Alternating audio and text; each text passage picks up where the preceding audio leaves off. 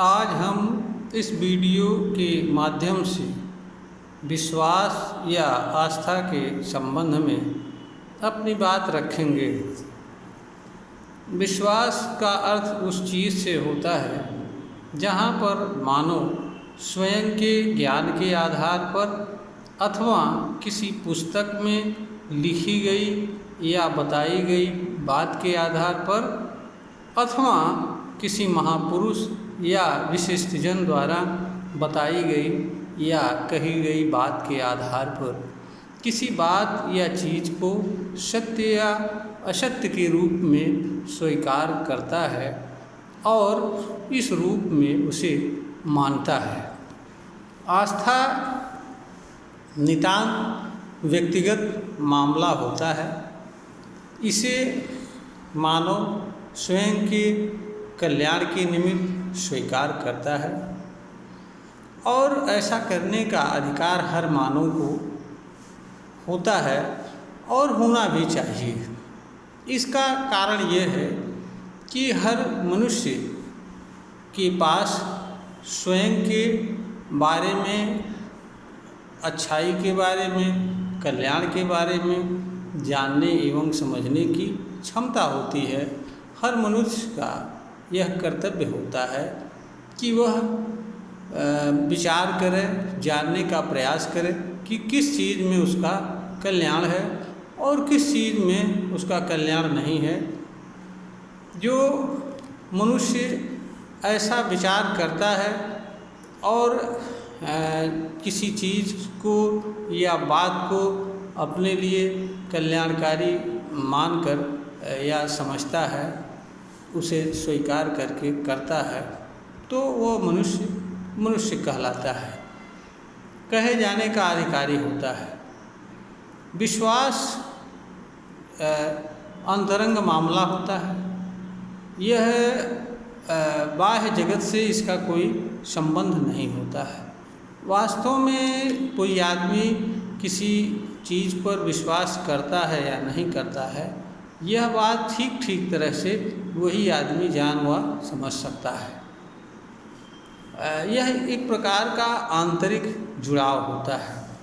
वह चाहे किसी दैवीय चीज़ से हो या किसी तथाकथित ईश्वर से हो या किसी भाव से हो या विचार से हो या प्रेम से हो या किसी अन्य चीज़ से हो। आस्था प्रदर्शन की विषय वस्तु नहीं होती है। यह दूसरों पर थोपने की चीज़ नहीं होती है और यह छल कपट के माध्यम से प्रचार व प्रसार की चीज़ नहीं होती है। आस्था तर्क विचार का विषय नहीं होती है। इसका कारण यह है कि आस्था का आधार मात्र ज्ञान नहीं होता है। यह किसी कही हुई या लिखी गई बात को मान लेना भी होता है। तो जहाँ पर इसमें व्यक्ति को सत्यता एवं असत्यता का ज्ञान हो भी सकता है और नहीं भी होता है। आस्था मनुष्य उन चीज़ों के बारे में भी करता है जिन चीज़ों की सत्यता एवं असत्यता के बारे में उसे ज्ञान भी नहीं होता है। सिर्फ ऐसी चीज़ों का मनुष्य अनुमान या आभास भर भी कर सकता है कि हाँ, ऐसी कोई चीज़ हो सकती है। ईश्वर, अल्लाह, गॉड आदि ऐसे चीज़ें हैं जिनकी सत्यता एवं असत्यता को जानना एवं समझना मानव की समझ एवं तर्क तथा विचार से परे होता है। मानव सिर्फ ये विश्वास करता है कि हाँ, कोई चीज़ सर्वशक्तिमान या ईश्वर जैसी कोई चीज़ है। उसका कारण ये है कि अनंत में चीज़ें हो रही हैं, अनंत में चीज़ों का निर्माण हो रहा है, तो ज़रूर कोई निर्माण करता होगा, ज़रूर कोई करने वाला होगा। क्योंकि जब कोई चीज़ हो रही है तो करने वाला भी होगा। दूसरा, अनंत एवं प्रकृति की व्यवस्था अगर देखा जाए तो ऐसा लगता है कि कोई यह सब कुछ एक नियंत्रित व्यवस्था के अधीन हो रहा है। तो इससे भी मानव के अंदर यह विश्वास सहज ही पैदा हो जाता है कि जब सब कुछ नियंत्रित स्वरूप में हो रहा है, इसका अर्थ यह है कि सभी चीज़ों का नियंत्रण करने वाला भी कोई होगा। परंतु वास्तव में कोई चीज़ है या नहीं है, यह मानव के ज्ञान से परे है। यह बात सिर्फ एक विश्वास तक है। इसलिए विश्वास जो है यह तर्क द्वारा या विचार द्वारा परीक्षण का विषय नहीं होता है। ईश्वरवादी जितने भी धर्म ग्रंथ हैं वो ईश्वरीय संदेश हैं, वाणी हैं या वचन हैं। इनमें भी मानो इनके मानने वाले यह विश्वास करते हैं कि ये सही है। यह भी तर्क एवं विचार का विषय नहीं है, क्योंकि इनका जो आधार है वह ही परीक्षण के योग्य नहीं है, उसकी सत्यता का परीक्षण नहीं किया जा सकता है। तो जिस चीज़ के आधार की ही सत्यता का परीक्षण नहीं किया जा सकता है, उस चीज़ की सत्यता असत्यता के बारे में विचार करना एक प्रकार का मानवीय अज्ञान है। उदाहरण के लिए कि कोई मानव ईश्वर का संदेश वाहक है या नहीं है, यह बात या तो ईश्वर ही जान सकता है या जिसको ईश्वर ने संदेश दिया है। ईश्वर ने संदेश किसी को दिया है या नहीं दिया है, यह बात कभी भी नहीं पता चल सकती है वास्तव में सत्य है या नहीं, क्योंकि यह बात सिर्फ और सिर्फ ईश्वर ही जान सकता है। क्योंकि जिसके बारे में बताया जाता है वह भी पता नहीं सही कह रहा है कि नहीं कह रहा है, यह भी परीक्षण नहीं किया जा सकता है। दूसरा, जब वह है ही नहीं सामने तो फिर सत्यता के परीक्षण का कोई बात ही नहीं उठता है। इसी तरीके से ईश्वर या गॉड ऐसी चीज़ें हैं जो मानव की पहुँच से परे हैं। वह वास्तव में है या नहीं है, या कहाँ पर है, किस रूप में है, यह मानवीय ज्ञान एवं समझ से परे है। यह जांच एवं परीक्षण से परे है। इसे सत्य के रूप में मानिए अथवा न मानिए, इसके अलावा मनुष्य के पास कोई विकल्प नहीं होता है। तो जिन चीज़ों के सत्यता का परीक्षण नहीं किया जा सकता है, जिन चीज़ों की सत्यता को जाना नहीं जा सकता है, अगर मानव उसे विश्वास के आधार पर सत्य या असत्य के रूप में मानता एवं स्वीकार करता है, तो ऐसी चीज़ें प्रदर्शन की विषय वस्तु नहीं होती हैं। ऐसी चीज़ें यह भी नहीं बताने की चीज़ होती है कि वो सत्य हैं, पाक हैं, पवित्र हैं, क्योंकि जो पाक पवित्र सत्य वही होती है जिसका जांच परीक्षण तर्क विचार एवं विवेक से किया जा सकता है।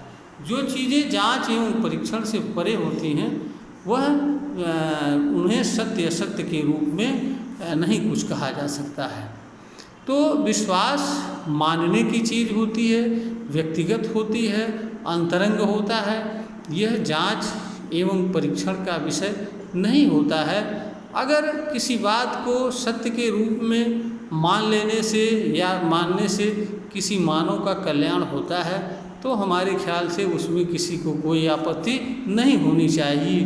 किंतु विश्वास के आड़ में किसी व्यक्ति को ऐसा भी कर्म करने की इजाज़त नहीं दी जा सकती है जिससे उसके विश्वास से जुड़े हुए कर्म के कारण किसी अन्य मानव को पीड़ा एवं दुख पहुँचे तथा उसकी भावना का अनादर हो।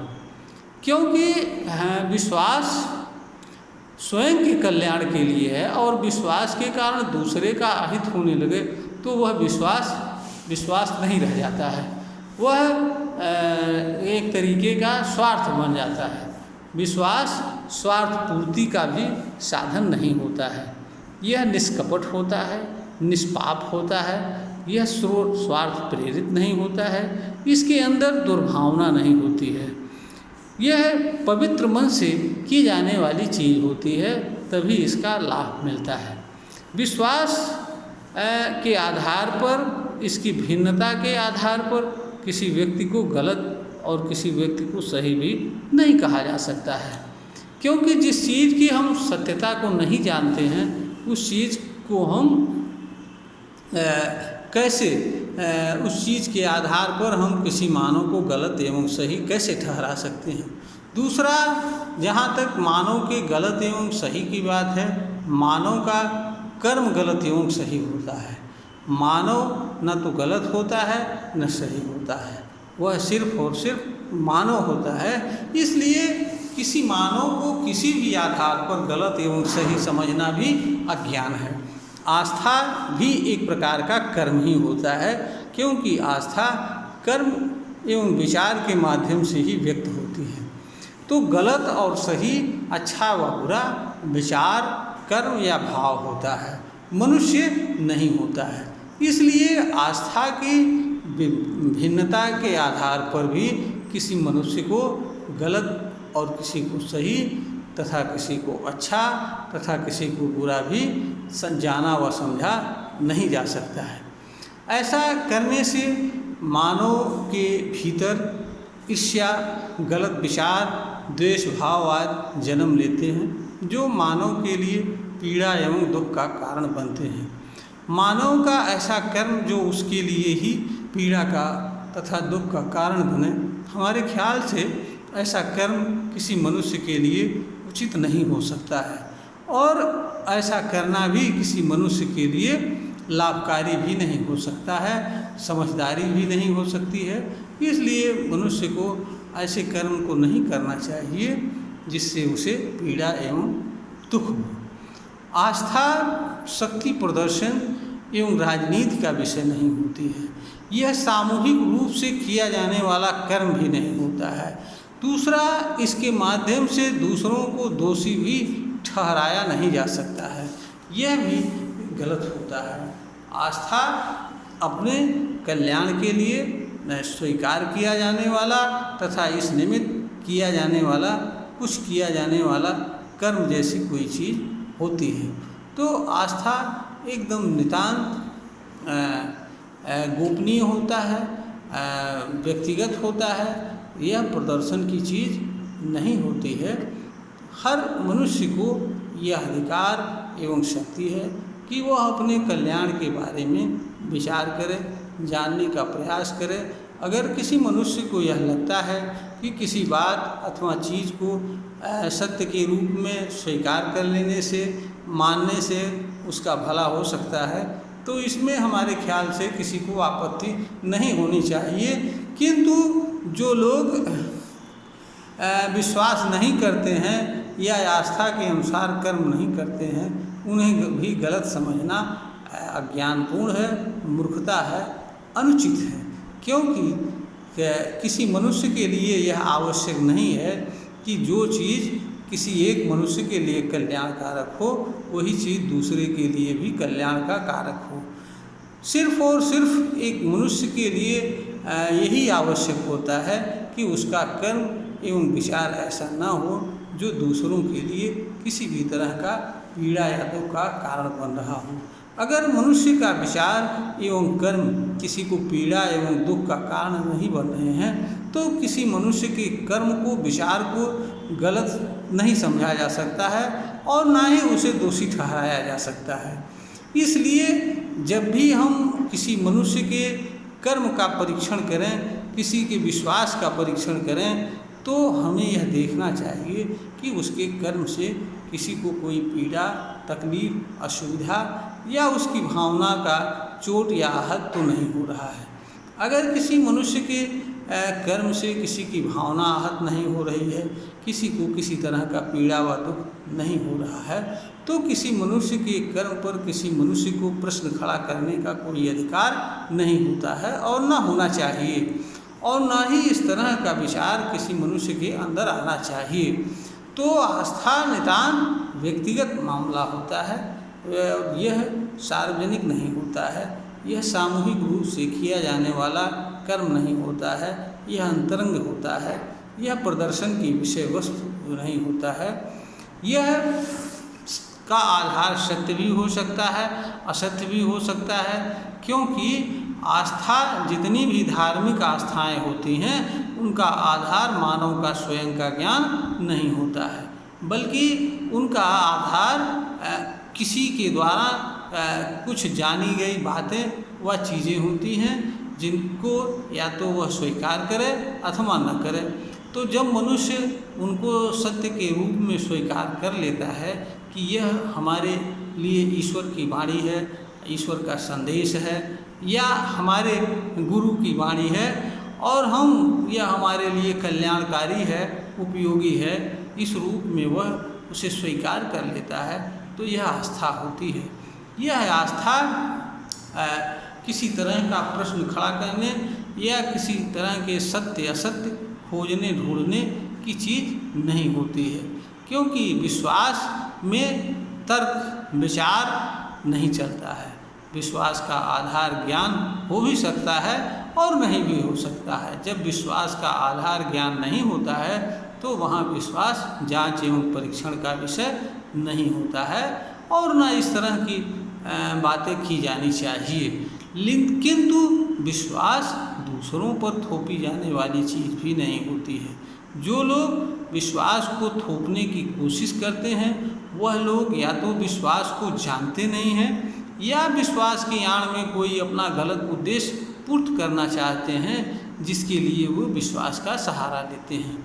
ऐसे लोगों को मानव समाज को उपेक्षित करना चाहिए, इनकी बातों का विरोध करना चाहिए, ताकि इस तरह के लोग मानव समाज में विश्वास की आड़ में मानव समाज को गुमराह न कर सकें, मानव समाज पर का शोषण न कर सकें और ना ही उन मानव समाज में किसी प्रकार के गलत बात को फैला सकें और जिससे ना ही वे मानव समाज में किसी तरह की अशांति या अव्यवस्था फैलाने में सफल हो सकें। यह वीडियो ज्ञानवर्धन है, तैयार की गई है, प्रेषित की जा रही है। श्रोता को अगर लगता है तो इसे शेयर करें, सब्सक्राइब करें